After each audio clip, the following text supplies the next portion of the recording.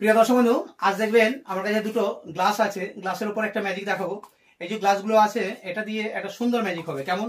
ধরুন ম্যাজিক করলে দেখা যাবে এই যে গ্লাসগুলো আছে, এখান থেকে ম্যাজিক কৌশলে কিছু একটা জিনিস আসবে, ভালো লাগবে দেখুন।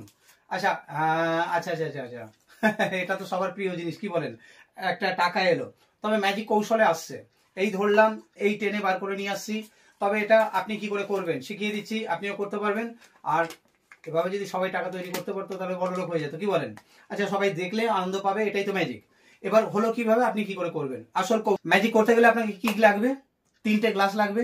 একটা গ্লাস এভাবে কেটে নিন, আর দুটো টাকা দিয়ে দেখিয়েছিলাম, টাকা দুটো লাগবে। এটা এভাবে এর মধ্যে সেট করা ছিল, একটা গ্লাস দিয়ে ঢাকা ছিল।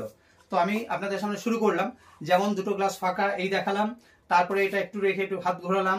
এবার এইটাকে নিয়ে নিচে এই সেট করলাম, তাহলে কি হলো, এর মধ্যে কিন্তু এর নিচেটা লুকিয়ে গেল। এবার এইটা আমি প্রথম দেখালাম, এই নিয়ে এই রাখছি, রেখে একটু ম্যাজিক ট্যাজিক করলাম।